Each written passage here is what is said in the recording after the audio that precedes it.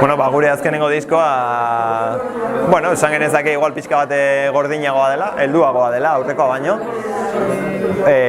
Baina hala eta guztiz ere, oso nik uste potentea dela. Abesti gutxiago ditu, baina nik uste potenteagoa dela. Bai, noski. Lagunak beti. Nik izan ere nahiagut lagunekin lan egin, igual musika profesional batek hobeto joko du, baina ez baduzu zagutzen ja ez dakizu. Lagunekin beti ondo. Musika, kontzertuak ematea.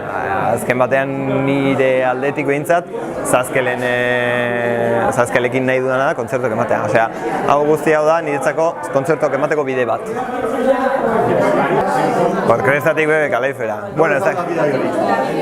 Bidaia... Jauzi, kualitatiboa, ez dakit kuantitatiboa izan da, baina kualitatiboa nik uste izan dela. Eremu batetik beste eremu batera. Ez da... Behintzat, ez dirudi ematen du beti gora egiten dugula salto, baina ez, eremu aldatu dugu, beste eremu bat da. Egia esan, orkrestako eremua beroagoa da eta askoz ere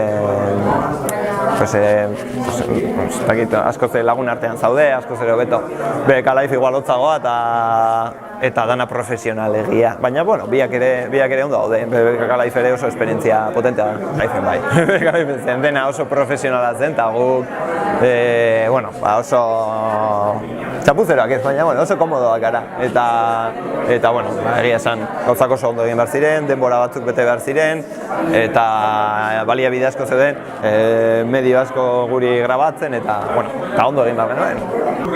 Aste nagusien, seguro, edo zer gauza, dietakitik edo zer gauza dela ere.